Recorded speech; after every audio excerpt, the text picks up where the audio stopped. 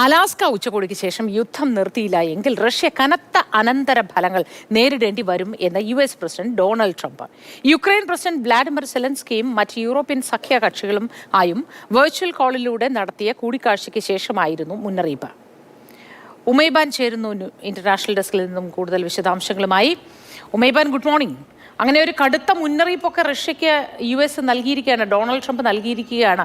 ലോകരാജ്യങ്ങളെ മുഴുവൻ കയ്യിലെടുക്കാനുള്ള ഒരു ശ്രമം, അല്ലെങ്കിൽ അവർക്ക് മേലെ ആധിപത്യം സ്ഥാപിക്കാനുള്ള ശ്രമം എന്ന നിലയിലാണ് ഡൊണാൾഡ് ട്രംപിന്റെ ഇപ്പോഴത്തെ പോക്ക് എന്ന് നമുക്കറിയാം. അതിനോട് അനുബന്ധിച്ച് പല രാജ്യങ്ങളിലും ഇത്തരം ഇടപെടൽ നടത്തുകയും ചെയ്യുന്നു. ഇക്കാര്യത്തിൽ എങ്ങനെയാണ് കാര്യങ്ങൾ? വിശദവിവരങ്ങൾ എന്തൊക്കെ ഉമൈബാൻ?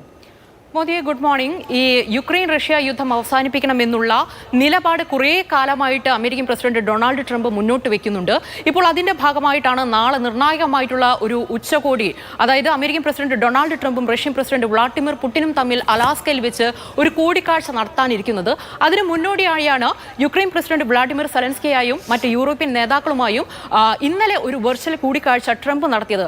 അതിനുശേഷമാണ് നിർണായകമായിട്ടുള്ള ഈ മുന്നറിയിപ്പ് റഷ്യൻ പ്രസിഡന്റ് വ്ളാഡിമിർ പുടിന് ട്രംപ് നൽകുന്നത്. അതായത് ഈ ഉച്ചകോടിക്ക് ശേഷം ഈ യുദ്ധം നിർത്തണം എന്നുള്ള ആവശ്യത്തിൽ നിന്ന് റഷ്യ പിന്മാറുകയാണെങ്കിൽ അതിന്റെ അനന്തരഫലം അനുഭവിക്കാൻ തയ്യാറായിക്കോളൂ എന്നുള്ള മുന്നറിയിപ്പാണ് ട്രംപ് നൽകുന്നത്. അത് എന്ത് അനന്തരഫലമാണ് എന്നുള്ളത് ട്രംപിന് മാത്രമേ അറിയുള്ളൂ. എന്തായാലും ഈ കൂടിക്കാഴ്ച, ഇന്നലെ നടന്ന ആ വെർച്വൽ കൂടിക്കാഴ്ചയിൽ സെലൻസ്കി മുന്നോട്ട് വെച്ച ആവശ്യം എന്ന് പറയുന്നത് ആദ്യം വേണ്ടത് വെടിനിർത്തലാണ്, അതിനുശേഷം മതി സമാധാന കരാർ എന്നുള്ളതാണ്. അപ്പോൾ ഈ സെലൻസ്കിയുടെ ആവശ്യത്തോട് അനുകൂല നിലപാടാണ് മറ്റ് യൂറോപ്യൻ നേതാക്കളൊക്കെ സ്വീകരിച്ചിരിക്കുന്നത് എന്നുള്ളതാണ് പ്രധാനപ്പെട്ട കാര്യം. ഇതിന് മുന്നോടിയായിട്ട് മറ്റൊരു കാര്യം കൂടി കൂട്ടിച്ചേർക്കാനുണ്ട്.